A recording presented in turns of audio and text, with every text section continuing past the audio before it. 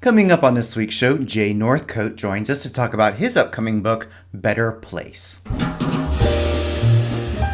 This is the Big Gay Fiction Podcast, the show for avid readers and passionate fans of gay romance fiction. Each week, we bring you exclusive author interviews, book recommendations, and explore the latest in gay pop culture.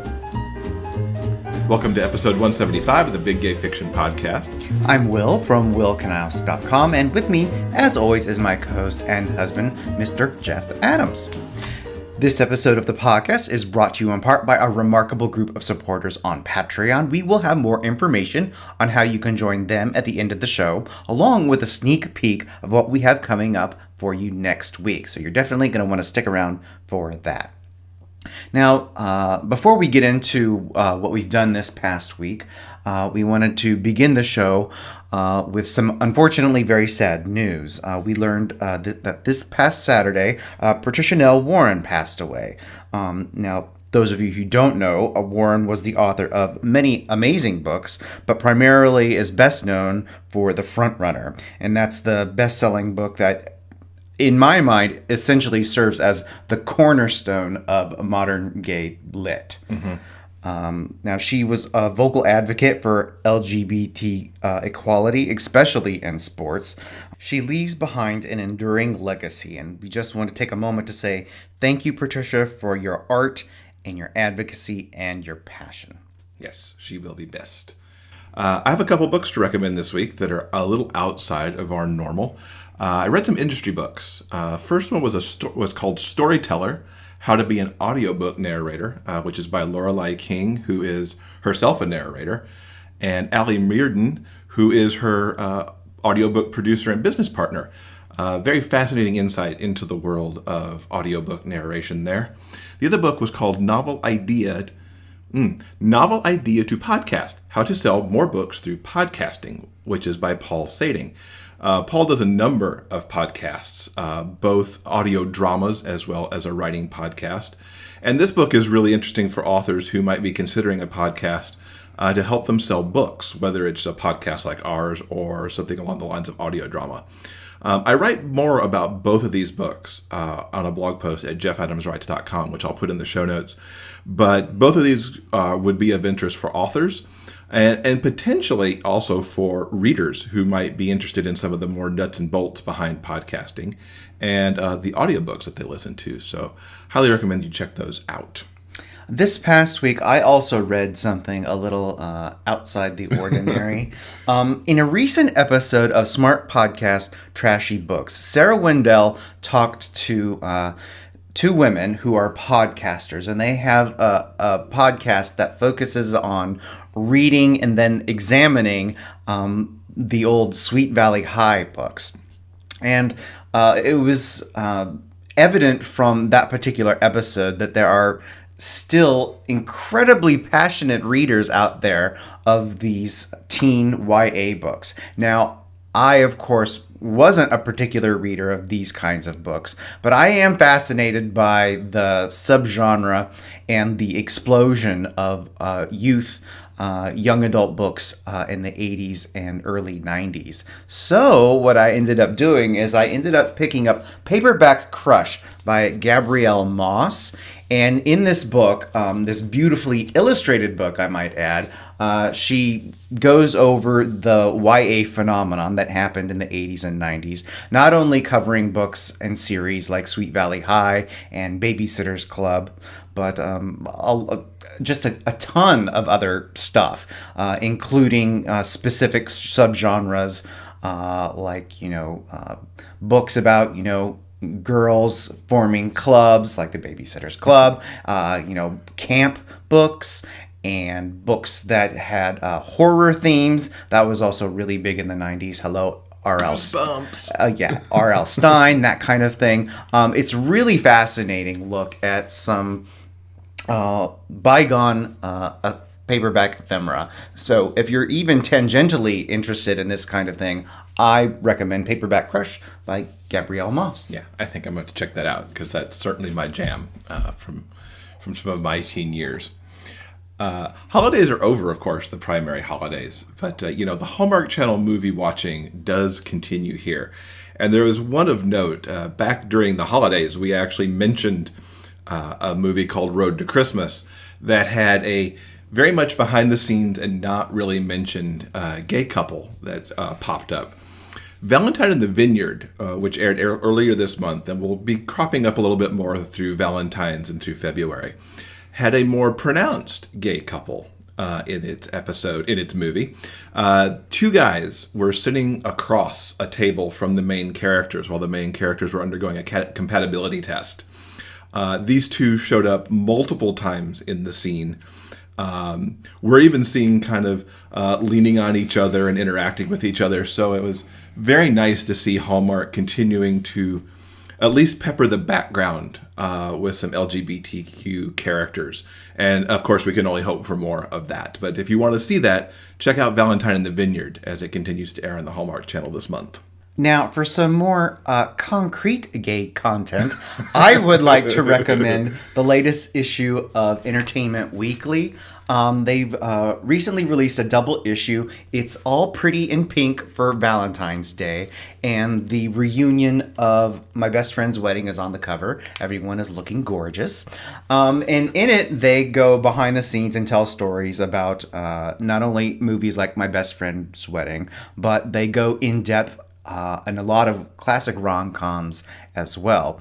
And it's worth noting that they go behind the scenes with movies like Broken Hearts Club, which we kind of examined in one of our recent Patreon bonus episodes. They also have a full-page spread on the evolution of the gay best friend trope in rom-coms. So I think this issue is a lot of fun. And everyone should definitely give it a peeky-loo. A peeky-loo, I like that. One more random note. It is the time for chocolate and candies. And I recently got my hands on the Most Stuff Oreos. Now, in the package, these things look utterly ginormous. I think they're probably more akin to perhaps a triple stuff or a quadruple stuff. But I was excited. I'm always excited to see what Oreo does with their special edition flavors, like the carrot cake and the peanut butter and the red velvet and on and on. But these Most Stuff Oreos were really tasty, where the cream content certainly outweighs the cookie content in ratio. And if you want a good sugary blast, I would highly recommend those. In Somewhere on Mackinac by Jeff Adams, Jordan Monroe travels to Mackinac Island for the Somewhere in Time fan celebration weekend. Once there, he becomes attracted to local stable owner Miles Coulter. When Jordan learns the stable's in trouble, he wants to help despite Miles's resistance. As their relationship grows, he dreads the issues that face them. Can they forge a love as timeless as the romance in their favorite film? Find out in Somewhere on Mackinac by Jeff Adams. Available from DreamSpinnerPress.com, Amazon.com, and other ebook retailers. So I want to kick off this week's review segment with a really amazing book. It's called Temporary Dad by Dev Bentham. Now, this is the first book I've ever read by this author, and I loved it. I loved it to pieces, which is perfectly appropriate because it's from the Bad Valentine Valentine's Day series. Now, each book in this particular little mini-series can be read as a standalone. The one thing they have in common is they all start with the same sentence. And that sentence is, nothing good ever came of a Valentine. Now, Temporary Dad is about a guy named Nick, and he is the editor of a high fashion magazine. And he's a little, he's experiencing a drought, a romantic drought.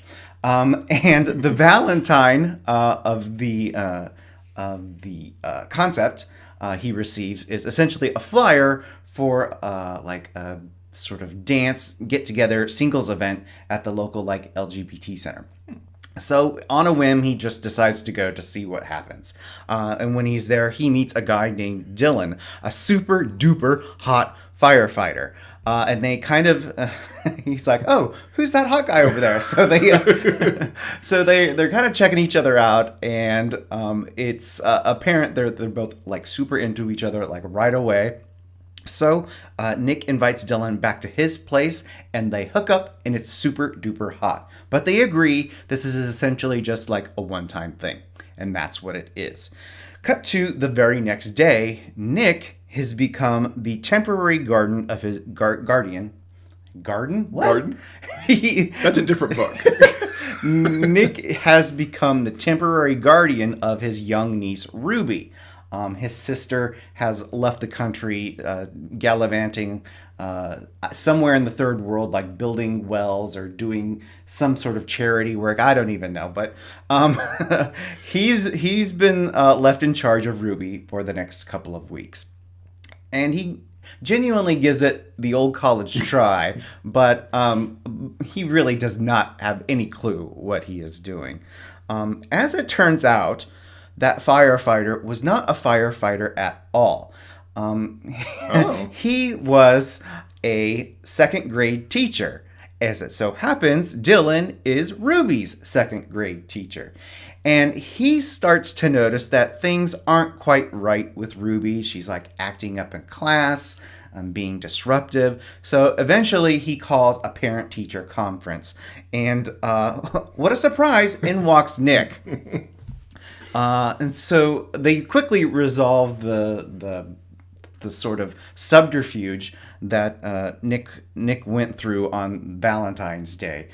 He didn't think anyone would be interested in a boring old grade school teacher, so he decided to like butch it up and role play as a firefighter. So once they get that confusion out of the way, they make a genuine effort to do what's best for Ruby. Ruby suffers a little bit from ADHD, and there were specific things that her mom had in place to help control that. Things that Nick wasn't doing. So what they decide to do is have Dylan come over after school and help Ruby kind of get back on track. Get her schoolwork back under control. And when Dylan comes over, he realizes how much Nick is, doesn't know what he's doing. So as they spend more and more time helping Ruby out, they get to know one another. They already know that they've got terrific chemistry in bed. It's now that as they get to know one another that they really start to fall in love. Aww. Now, what I thought was really interesting and exceptional about this book is that after Nick and Dylan initially hook up, there's a good portion of the story where they're not together. Dylan spends his time with Ruby during the day in the classroom, and then Nick spends his time with Ruby at home during the nighttime. And so it's during this part of the story that we not only learn more about Ruby, who is not your standard, like, everyday, like, super sweet, saccharine romance kid. She's like a fully fleshed out character, and she's really interesting. But I thought what was really interesting about this section of the story is that when the two main characters interact with Ruby, we learn more about them as people. So I thought that was really, really terrific. Eventually, everything turns out great, and they end up having their happily ever after. So I really, really enjoyed this installment of the Bad Valentine series, and I definitely recommend Temporary Dad by Dev Bentham. That sounds awesome.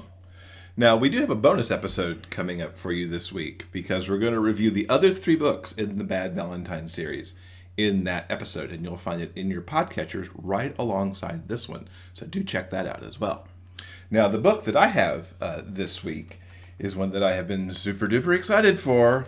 It is Layla Reyne's Noble Hops, which is the final book in the Trouble Brewing trilogy. Now, Trouble Brewing spun off of the Irish and Whiskey series, and these books focus on the kidnap and rescue expert Cameron Byrne and U.S. Attorney Dominic Price. These two have been working gradually towards their happily ever after in the first 2 books, and everything kind of comes together and falls apart all at the same time in this final book. In the first 2 books, we've been seeing the threads of what's going on with San Francisco gangster Duncan Vaughn. He has been causing trouble for Nick's family. His father owes Vaughn a considerable sum of money, and of course, you never want to owe a gangster money because bad things always come from that. Yeah, maybe. And Vaughn wants his money back, and he's willing to go after Nick and Nick's business, which is a brewery, hence Trouble Brewing, if that will help get this money back. As it turns out, this time, Vaughn's done playing around, and Nick's father is found dead as this book opens, and Nick is convinced it is foul play, and that it is time for both him and Cameron to step up their game and get all the pieces together so they can take Vaughn down. Vaughn, however, is not going to go quietly. He has, over his years of being said gangster in San Francisco, has built a vast network of people. He has a lot of folks kind of in his pocket to do his bidding. And some of them we have figured out over the course of the first 2 books. But really in this book, the vastness of Vaughn's network gets really brought to the forefront and causes, Nick and Cam to really wonder who they can trust. Are they trusting the right people? Occasionally, how much can they trust each other with the information that's going on around them, because leaks seem to be happening at every turn. It's the tension in this book is off the charts. I've said before how well Layla does this kind of stuff, and she is really at the top of her game here. Because even though, this is a Karina book, and Karina promises that HEA, they guarantee it in their promotional materials. And I'm like, oh my God, I don't know how this is going to work. It's got to work, but I don't know how. The action here in particular, oh my God, the last 25% of this book is absolutely relentless, as Cam and Nick and the people you think they can trust are closing in on Vaughn. Just thing after thing happen. A lot of stuff goes wrong. And it's just, I couldn't put this down. I was up like an hour past my bedtime because I had to finish the book. There was no putting it down. And the writing is so sharp and the consequences so very high. The other thing that was amazing to me was just how evil the evil was. Vaughn is such a bad guy, and yet he's not over the top. He's not like an over the top, like Bond villain kind of evil. He's somebody you can actually see in the present day, where we have all these people and you wonder who you can trust in their positions of authority sometimes. And Layla has done a great job of planting seeds, sometimes all the way back in the Irish and whiskey books about some of these folks. And that you can go back to go, oh, that thing that was a sentence over there is so true now. It's amazing. She's like a masterclass almost in some of this romantic suspense stuff. And the wrap up is so satisfying. As I mentioned, Karina always guarantees that HEA, but this gets so dark and troubled first, and it's just all handled brilliantly, and I just can't thank Layla enough for such a wonderful series. This is the first time I've actually read one of these books as well, because all the other books in the whiskey verse, as it's come to be known, have been Tristan James reading them to me via audio, and this one I actually read on virtual paper, but I'm so integrated with Tristan that I really heard him read it in my head anyway, which was kind of crazy. Layla has said that there's more in the whiskey verse to come. She's got some other projects to do first, so I am so looking forward to those, of course. But I highly recommend Noble Hops, which comes out Monday, February 11th, so just as this podcast drops. And if you haven't read the Irish and Whiskey trilogy that was before this and the other Trouble Brewing books, pick those up. Do not wait. Very good. Awesome. Good to hear. Yeah. Now, you've got one more book to go. One more book. I want to quickly talk about another new-to-me author. This week, I read Starting from Scratch by Jay Northcote. who we're going to be hearing from in just a few minutes. Now, I finished this book a couple of days ago, and I've really been struggling because I know that no matter how I describe this book, it's going to sound boring. Because the thing is, I genuinely, wholeheartedly fell in love with Ben and Sid. I love this book so much. The problem is that there is very little angst and very little drama going on in this book. It's essentially just a very sweet romance about two nice guys who meet and they date and then they fall in love, kind of the end. Those are some of my favorite kind of books. It was so damn good, due in no small part to the writing magic, the mojo that Jay weaves within such a very simple story. Okay, let me try to go in a little bit more detail. Now that I've given you an overview, this is the story of Ben. He is one of our nice guy main characters. He is trans. He has recently completed his transition, and he is essentially in his last year of university, and he's moving into a house with some other roommates. Starting from Scratch, by the way, is the 5th book in the Housemate series, and we'll get to some of the secondary characters in just a little bit. So Ben moves into the house, and though he kind of wants to pull back, he doesn't necessarily want to put himself out there. He's still trying to get used to the idea of navigating the world around him in this new body. But he makes an effort on the very first night that he moves in to go out with some of the guys to a local pub. And while he's there, he meets nice guy Sid. And there is instant chemistry between the two of them. They get to talking and get to know one another, and they just like one another. And so they end up going out on a couple of dates. What I really thought was nice about this book is that both of the characters are fairly young. I think this would probably slot very nicely into the new adult category, not only because of the character's age, but because of what they're experiencing for the very first time. Ben is trans, and he's sort of navigating his first relationship with another man, while Sid has had different boyfriends and hooked up plenty of times before. But when he meets Ben, he sort of intuitively knows that he's someone very special, and this is someone he might want to build a genuine relationship with the very first time that he's done so with another person. So they end up going on a couple of dates. Like I mentioned, they're just two nice guys kind of getting to know one another. It's really sweet when Ben essentially tells Sid that he's trans. He's like, oh, okay, sure, whatever. I still like you. Do you want to go out? It's very, very nice. And when they first end up sleeping together, it's very, very sweet and very tender as they're, both exploring something very new.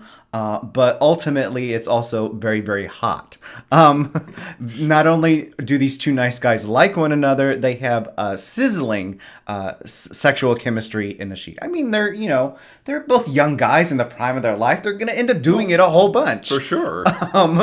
So they're sweet. The sex is super hot and very, very sexy. The only real drama in this particular book is some of Ben's trust issues. He's initially reticent around some of the other guys, and with people in general, about having to constantly decide if he wants to come out to other people as being a trans man. So there's some anxiety when he's dealing with other people. Also, Ben has some genuine moments of dysphoria He's still getting used to his new body. But what's also really super nice about this book is that whenever either Ben or Sid encounter any problems, they actually end up talking about it like real live adults. Yay! I love that. So it's really, really wonderful. I highly recommend starting from scratch. Really quickly, as I mentioned before, there is a large cast of secondary characters. As I mentioned, this is the 5th book in a series. I feel that you can read this book totally on its own, and it's going to make perfect sense. It made perfect sense for me. But you would probably get a little bit more out of it if you read the previous books. Something I think Jay Northcote manages to do fairly well is that with just a few words, we completely understand who all these secondary characters are, sort of their place, their hierarchy in the group of friends. Without having to read those previous books, we instinctually know who they are almost immediately with very little, like we don't have like pages and pages of backstory or explanation about what's gone on before because we don't need it. The focus really is on Sid and Ben. I want to also quickly mention that a guy named Lewis Carter was the audiobook narrator for Starting From Scratch, and he is phenomenal. I've never listened to anything by Lewis Carter before, but I will certainly be looking for his name in the future. So, I highly recommend Starting From Scratch. Did you know that podcasts love to get reviews too? Taking a moment to leave a review about the Big Gay Fiction podcast helps us with the show's visibility online. Please take a moment to visit iTunes and leave a review. Your comments help other readers of gay romance discover this show. Thanks for helping us spread the word about the Big Gay Fiction podcast. So I'm very excited that Jay Northcote joins us this week. We have a great discussion about his new book called Better Place. And we'll also dive into the book that Will just reviewed with Starting From Scratch. Welcome to the podcast, Jay. We're so happy to have you here. Thank you. It's really good to be here. A bit nerve-wracking, out of my comfort zone, because I've never done this before. So now you could mark this off as a thing that you won't have to be nervous about again if you're back on a podcast sometime.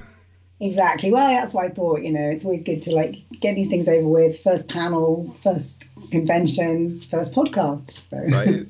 Just one more good first for the resume. Exactly. Now, you've got a new book coming out on February 22nd called Better Place, which is the 3rd in the Rainbow series. Tell us a little bit about this series and this new book. Okay, so the Rainbow Place series is named for the first book in the series, which is called Rainbow Place 1. And the series is based around a cafe in a small town in Cornwall. And it's a cafe that's LGBT plus friendly. So that's the kind of premise of the books as a whole. So all the characters have some sort of connection with that cafe. So the first book is about the guy who opens it, and it's about why he decides to open it and why he decides to make it LGBT friendly. And then the subsequent books are about people who work there, or people who are sort of regulars there, or people who have some sort of connection. And book 3 in the series is called Better Place, and it's about one of the servers in the cafe, a guy called Dylan, who just gets a very brief mention in book 2. He's not a very significant side character. I often tend to kind of pluck my side characters out of more or less oblivion and just use them when I'm thinking about inspiration for the next book. So there's not a big setup. It very much works as a standalone, but he does get mentioned in book 2. And in book 2, he's looking at this guy who comes to the cafe sort of quite often and sits working on a laptop, and so he's kind of noticed him and is attracted to him, and so that's all you really get in book 2. So book 3 is their story. So in book 3 we actually find out who the guy writing on his laptop is, and see them getting to know each other. So they the kind of themes of the book are slightly kind of darker than usual for me, really, because so I never know until I start writing what their stories are going to be. And it turns out that the guy who's writing in the cafe, he's actually currently in quite an unhealthy relationship. And that's kind of a big part of the story, for him actually sort of breaking free of that and then becoming involved with somebody new. So it's got kind of themes of kind of abusive relationships, not so much physical abuse, more kind of psychological, gaslighting, just, you know, he's in quite an unhealthy place with his current relationship, and it's how he kind of moves on from that, really. What inspired you to go down a slightly darker path than usual? I'm really not sure. It's one of those things. I think I maybe had been like reading some stuff about kind of codependency and listened to some podcasts and just kind of got interested in that. And it's something that I'd come across because of some conversations with a friend. And so that kind of led me down a sort of a not intentional research path of just kind of learning some stuff about that, and then thinking actually that would be really interesting to use in a book. So. Was there a lot of research as you wrote to kind of get that aspect of the character right? Yeah, well, I suppose a lot of the research happened before, which is how it tends to go with me. I'm not actually great at researching as I'm writing. As I'm writing, I kind of want to just focus on getting the story out. So it usually comes from something that I happen to sort of be interested in, like in the period before the book happens. So it'll often be the culmination of something that wasn't intentional book research, that just happened to be an interest that I was exploring, and then it ends up getting used in a book afterwards. Mm-hmm. And is the coffee shop in the book, in the series, inspired by a place that you actually know, or just? The physical actual building is, but it's not, the one that I'm thinking of isn't LGBT friendly particularly, sadly. I mean, it's fairly friendly, but it's not, it's not sort of billed as that. So it's actually based on a cafe that's in my local town that I sometimes visit and used to sometimes sit and write in. And it's just a really beautiful building. And the people who work there are always kind of quite friendly, and always seems like quite an atmosphere. And that kind of made me think it would be fun to write a kind of coffee shop based series. And it wasn't until I started planning it that I decided to actually specifically make it LGBT friendly. But that's cool though, that it's just like it's right there in your hometown. Yeah, well, I think for me, I always find it helpful to actually have a visual of the place if it's a setting that's going to be used a lot. I actually find it quite useful to base it on somewhere. So I often transplant buildings into fictional towns, but I'll kind of use that as the place that's in my head when I'm writing, because it makes it easier to describe. Mm-hmm. Do you plan more in the Rainbow Place series? Yeah, well, I'm actually already writing the fourth one now. So the third one has just been finalised, and it is actually already being released in paperback. It's not officially being released until the 22nd, but because I'm going to a book signing in Birmingham in the UK at the end of this month, I'm going to Shimmer, which is a UK book signing event. I wanted to get the paperback out in time so that I could order some copies to take to that. So that's why I published the paperback early this time. And so as soon as that was finished and with my editor, I went straight into making a start on book 4. So I'm about 10,000 words into that now. So, any sneak peeks you can offer on what to expect in that book? Well, that one is set up a bit more obviously in book 3. So as soon as people read book 3, they're probably going to be able to guess who's going to be in book 4. So all I'll say for now is that the main characters are a drag queen and a rugby player. Oh, I love that combo. Yeah, well, kind of chalk and cheese combination. So I thought that might be quite a fun one to write. And actually the rugby player character is a character who I wasn't intending him to be a main character.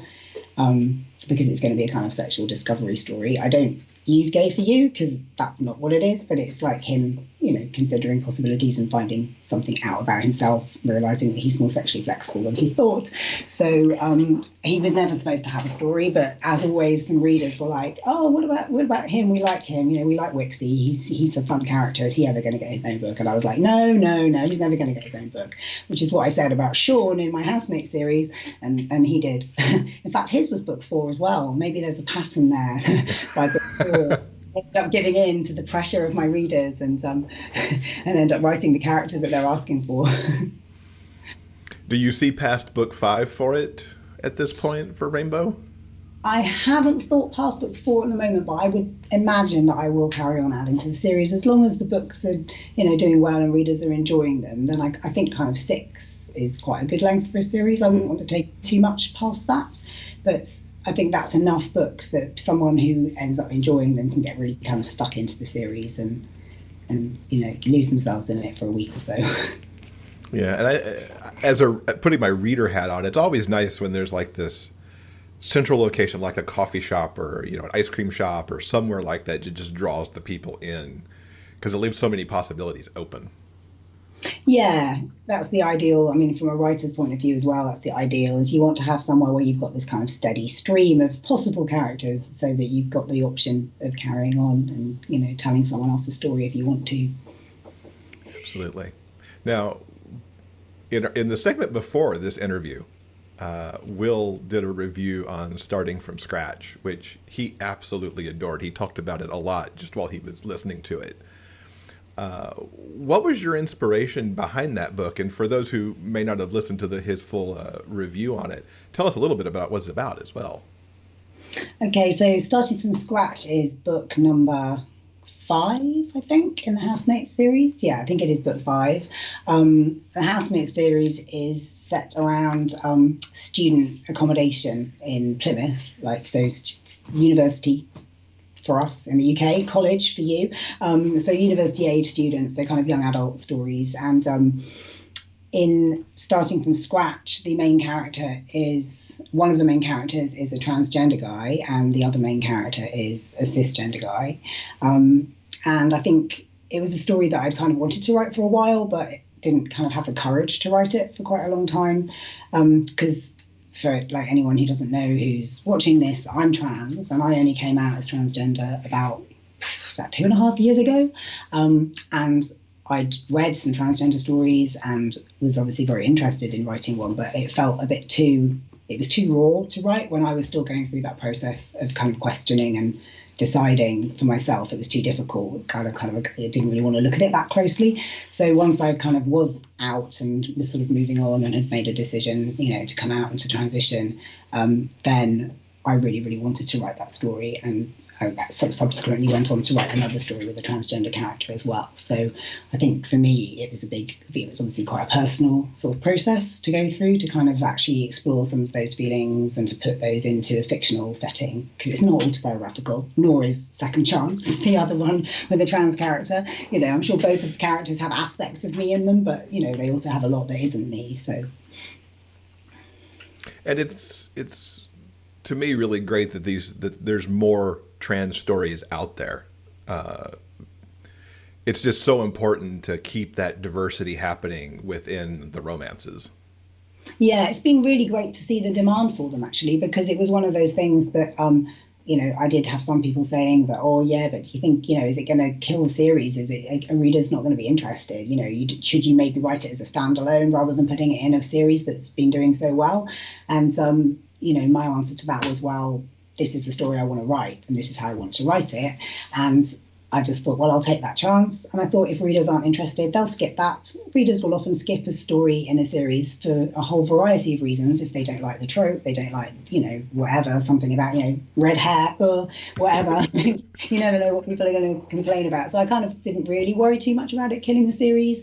And I think I had faith that enough readers would probably give it a go and that it was worth a shot. And actually it's been a really popular book. I mean, I was really, really thrilled with the response, how many people did read it and embraced it. And some people were excited about reading it. Other people were like, oh, I'm not sure, I've never read anything like that before, but, you know, they decided to give it a try. And some people actively, you know, sought that out. And that was the first book in the series that they read. And then they went on to read the others. So, but the response has been great. And I think the demand for transgender stories, as well as all sorts of different diversity in stories, is definitely something that we're seeing more of. Readers want to read about different sorts of characters, lots and lots of different sorts of queer characters, which is great. I mean, I think it was important for me to explore some of my feelings about gender through those stories, because I think in all of my books, in all of my characters, I'm always on some level exploring aspects of myself, like very, very hidden under the layers and under all the other stuff that's happening. There's always something there, and often the books that I enjoy writing the most are the ones that probably have a stronger connection with. So I think for me there was definitely that desire to explore my own thoughts in it, but then there's also probably a desire to educate as well. I couldn't resist that. I mean, I used to be a teacher many moons ago, and you know, I think there is, and I see myself as an advocate, and I think there is that desire to kind of educate. So it's trying to sort of write a story that reflects, you know, quite a real experience and that's accurate. For me, because obviously everybody is different or accurate for whatever research I've done where it doesn't match my experience. and to try and sort of portray that in a way that's entertaining, but where somebody who maybe isn't so well up on transgender issues is going to come away knowing a little bit more and then probably being a better ally as a result. Mm-hmm. Now, your bio says that you come from a family of writers, and you were worried for a long time that the gene had skipped you to be the writer. What helped you turn that corner and find the writer that was in you anyway? It wasn't so much as a worry. I just never thought of myself as a writer, certainly not as a fiction writer. I didn't see myself as a creative person at all. And I was quite happy with that. I didn't really feel like I was missing out, but I just thought, oh, well, that's, my mom, she does that, and my grandfather did that, and some of my sisters enjoy writing stories, fiction, poetry, but I was just always like, I write essays, I write stuff that's like more sort of science-based or web content or articles. So I was always good at expressing myself in words, but I just didn't think that I had that kind of creative urge, mainly because I never really felt that creative urge. I always loved reading fiction, but I never really found myself wanting to tell stories. So it was just one of those things that it never occurred to me. It didn't occur to me for years. I just kind of forgot that I used to enjoy writing stories when I was a child and just, didn't think about it. What led you to give it a shot and find your writer again? So it started with me reading fan fiction and being interested in the fact that these stories that I was reading, and some of them were really fantastic, well-written, amazing stories, and they were being written by people who were doing it for fun. They were being written by people who were doing it as a hobby because they loved it. And that kind of made me just literally think, I wonder if I could write a story. I haven't tried since I was like 16 years old and gave up English language at school. I wonder if I can. And I had a conversation with a friend who kind of thought the same sort of thing, and we both decided to try just write a short story just to see what it felt like. So it was very much a huge learning curve because I couldn't remember how to do things like punctuate dialogue and stuff like that. So I was like, how do you do that? So I had to kind of look it up, and it's like, oh yeah, okay, that's how speech marks work. And I kind of wrote this little short thing, and really enjoyed the process and was amazed to find that once I started writing, I had ideas where I thought I wasn't a creative person. It was the process of actually putting words on a page that sort of unlocked that, oh, there are ideas in my head, but they don't come out unless I'm actually writing them down. And then it was kind of like the dam burst, and I got, sort of fascinated by the whole process and started writing more and more and more. That's awesome. Everybody we talk to who has any start in fanfic or reading fanfic, we always have to ask, what was your fanfic? Your fanfic like? It was a lot of it ended up probably being quite similar to my original fiction, because most of the fan fiction that I wrote was gay romance, was MM, as it's often called. Not entirely all of it, but almost all of it was. And so it was, it probably has a fair amount of similarities. Quite a lot of it would have been contemporary. But I did also write some that would have involved like vampires or werewolves and stuff, because I used to write Teen Wolf, Twilight, Merlin, Harry Potter. So some of it had like more magical elements, but quite a lot of it was contemporary, or, where you use the characters here in the Twilight series, for example, they're vampires, but when you write about them, you're just writing like an alternate universe where they're human. So it was, I kind of definitely, it was a training ground for me in terms of learning how to write and learning, those elements of kind of story structure and just, how to punctuate. I love that you mentioned the dialogue, because every now and then it's like, what goes inside the quotes, what doesn't, it can be a mystery. Like whether you use a comma or a full stop, all that stuff about dialogue tags. I was like, oh wow, I don't remember any of this from school. Maybe I never even learnt it at school. So. So what was attracting you to write gay romance as you got started and then started down the road of publishing as well? Well, I think it started off because that's what I was reading. So once I was reading fan fiction, initially it wasn't gay romance that I was reading, and then, as happened to a lot of people, I kind of stumbled upon gay romance, and I was like, wow, why have I not read this before? Because I'd always been drawn to sort of queer themes in literature, but there was so little out there, especially that was kind of happy and romantic, as as I'm sure you know, like 10, 15 years ago, it was very difficult to find any sort of happy romantic queer story that had been published. And so I did always enjoy reading queer literature and watching like movies with those themes, but I used to find it really depressing. And so when I found that there was like queer happy stories in fan fiction, then I devoured those. And at the time, I didn't really know why I enjoyed reading those specifically, because in a way that was probably part of my process of realizing that I was transgender and realizing that I actually kind of felt this connection that I couldn't quite explain to queer stories, especially to kind of coming out stories and stories about people working out their identities and stuff. And so I think that was probably the reason that I enjoyed reading them so much. And then subsequently, when I went on to start writing, that was what I wanted to write. That was just the stories that I had in my head. Those were the things that I wanted to write about. Any particular author influences on your own journey? It's difficult, I suppose, because actually a lot of them probably would have been fan fiction authors, because I probably read more widely when I was still reading fan fiction, because I had more time then before I was writing so much. So probably several of those authors actually are now published authors, but I can never remember who used to write fan fiction and who didn't. And you don't always know the names behind the fan fiction names.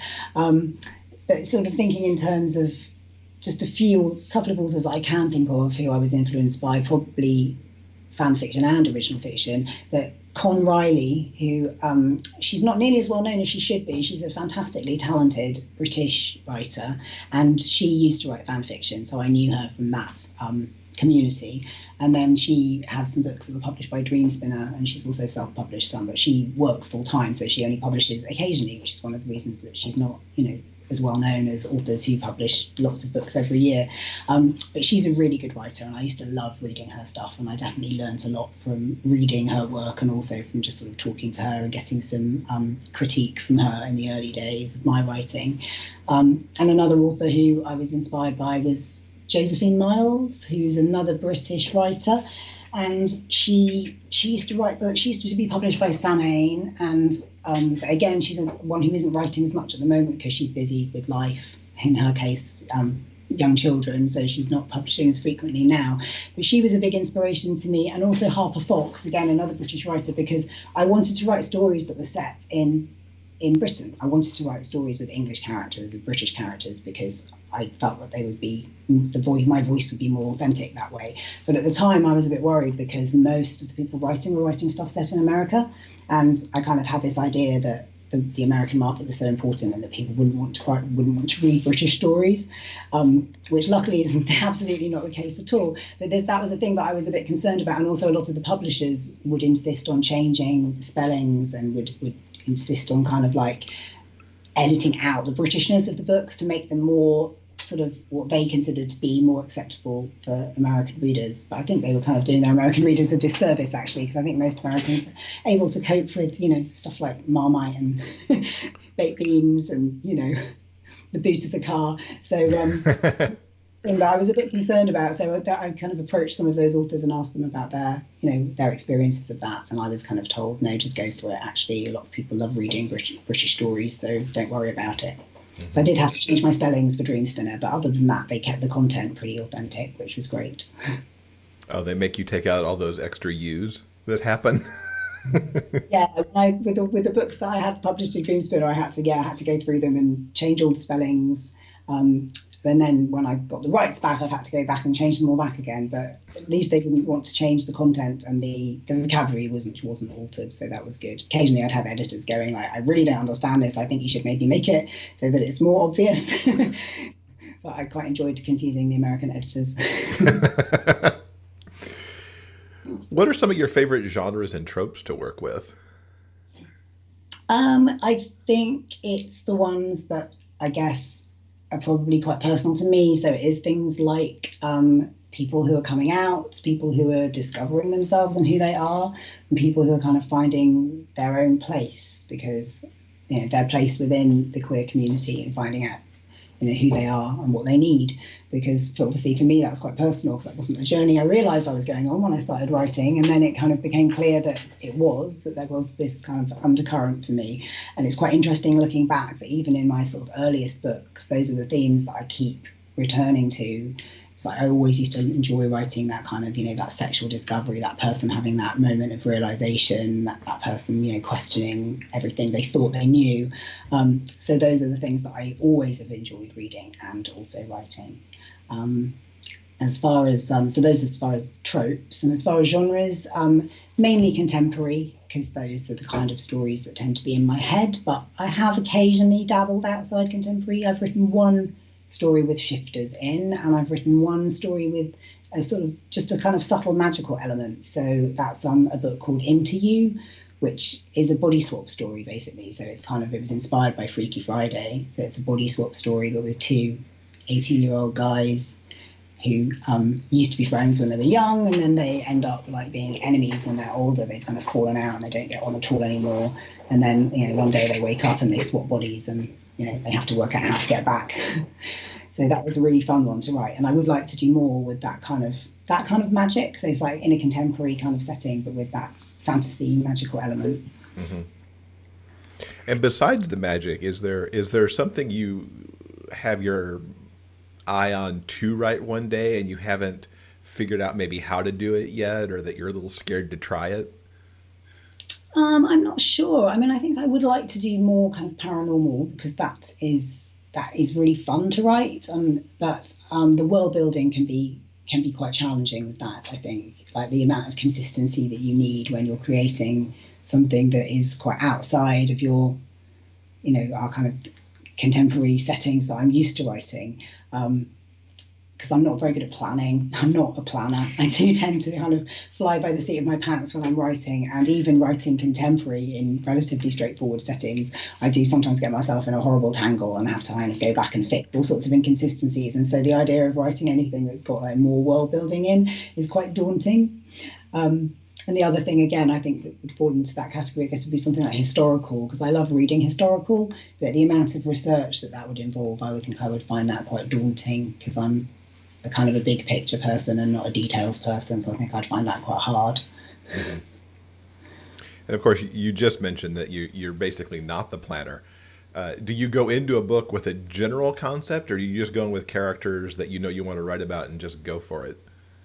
Yeah, probably the latter, really. I think, for example, the story that I'm writing at the moment, I was like, okay, Wixie, the rugby player, and the drag queen who he kind of has this strange, unexplained to him crush on.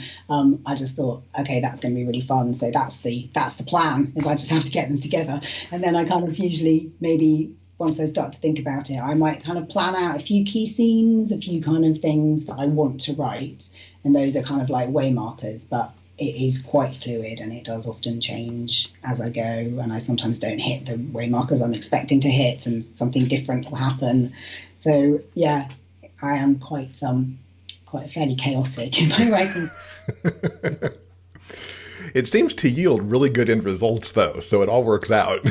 Well, thank you. Yeah, I mean, it often does feel like a bit of a miracle when I manage to get to the end, and then I kind of think, is this actually going to like hang together at all when I read it through? And then I read it through, and it usually does seem to work, but it's still a bit of a mystery to me how it happens. What's your favorite part of your writing process? I think it's actually the publishing part. I think it's getting that book live on Amazon and getting the first response from the readers who are also buy readers. That's the bit I really love, is when I publish a new book and I know that there are people out there who are like waiting to get their hands on it. And then I get those first responses to the book. Is really exciting when I get like people tweeting or sending me a message or posting something on Facebook to say that they finished it or that they're halfway through and, oh my God, I can't believe you did that. That's the bit that I really love, because that just makes it so worth it. All the hard work and all the stress about it and all the anxiety about, is it good enough? It's like, as long as plenty of my sort of, what I think of as like my regular readers, the people who read most of the stuff that I write, as long as they're enjoying it, then that's a really good feeling. Yeah, I would agree with that. It's great when the feedback comes in and is positive. What would you say the trademarks of a Jay Northcote book are? I think I'm known for being quite light. I don't like the word fluffy because it sounds a bit naff, but I kind of think, light-hearted, not too much angst. But I think that there is always like a little bit of sort of bittersweetness inside the kind of more superficial, happy light-heartedness. I think, but then so much of that is about what people see, isn't it, as well? Because there's that whole thing about people's perceptions is very coloured by their own experiences as well. So some people will read a book and think it's like really happy and fluffy and not really notice the angst, and someone else will read something and be like, I cried for hours, and you're like, I thought that was a happy book. So it's so hard to make these generalisations, but I would say that I'm generally known for being kind of quite light-hearted, mostly kind of feel good books, but with that little bit of, hopefully that little bit of depth or angst, just to kind of sweeten the pill. Now, doesn't it make sense? Yeah, you know what I mean. yeah, it makes sense. A bit of angst to balance the sweetness. So you mentioned earlier that you're working on Rainbow Place #4. What else is coming up this year for you?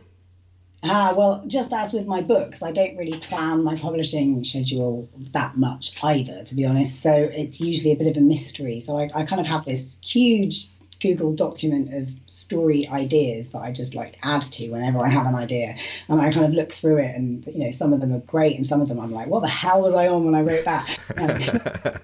Going to be a story. So quite often I will just I finish one thing and I'll go to that document and be like, right, what am I going to write next? So there's nothing specific on the agenda, although I am thinking of trying to write a final story for the Housemate series, because I never kind of officially finished it. It doesn't have the last book in the series, Pretty in Pink. It doesn't have a sort of a big finale type ending. So I kind of left it open that I could add to the series if I wanted to, but equally I didn't set up any characters, so I didn't leave anyone hanging.